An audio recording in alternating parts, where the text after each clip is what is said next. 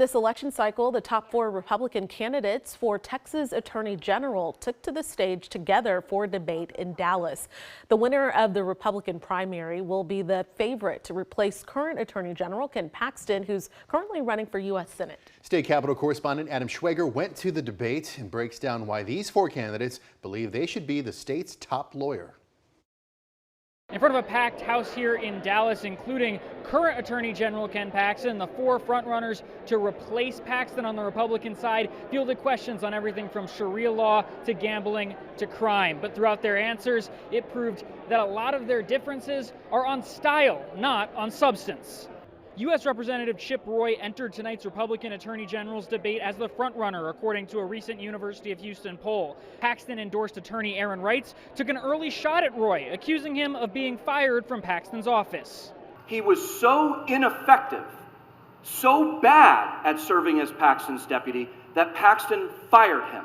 Roy denied that claim and responded by touting his endorsement from Senator Ted Cruz. Both he and Wrights previously served as the senator's chief of staff. He has put his full confidence in me to serve as the Attorney General of Texas. During the debate hosted by the Republican Attorneys General Association, candidates fielded questions posed by AGs from other states. West Virginia Attorney General J.B. McCuskey asked candidates how they would fight Democratic states that try to regulate fossil fuels in states like Texas. So to the extent that some blue states' lame brain idea is going to step on the toes of Texans, you're darn right, I'm going to fight.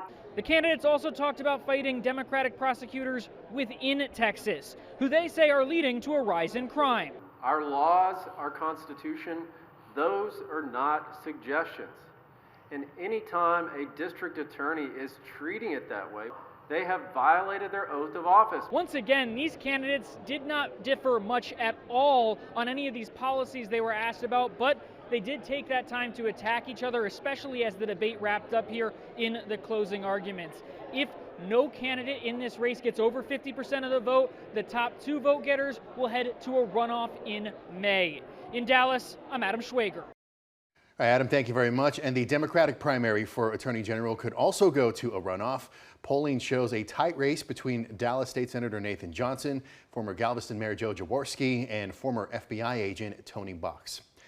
Well, early voting for the March 3rd primary election is now underway, and millions of Texans are expected to choose which candidates will represent the Democratic and Republican parties on the ballots in November. Early voting will continue until February 27th. And at the top of the ticket, the Senate race. Earlier today, incumbent John Cornyn held his first rally here in Austin. It's part of his 10 statewide Get Out the Vote events. And he was joined by former Texas Governor Rick Perry and talked about the progress made in securing the border under the Trump administration. He's facing Texas Attorney General Ken Paxton and U.S. Representative Wesley Hunt in this race. In a recent poll just released last week, 550 likely Republican primary voters were polled, and it showed Paxton with a 7-point lead over Cornyn. And that same poll from the University of Houston's Hobby School of Public Affairs also looked at the Democratic primary, and it placed U.S. Representative Jasmine Crockett ahead of State Representative James Tallarico by 8 points. But this race has been subject to swinging polls this campaign season. If you're not sure what is on the ballot, we've got you covered on KXAN.com right now. We have a voter guide with everything you need to know before you cast your vote. And take a look at this. Nearly 19 million Texans registered to vote for the March primary. That's according to the latest tally from the Texas Secretary of State. KXAN's record-keeping data shows that the state's previous high number of registered voters was more than 18,623,000 in the 2024 presidential election.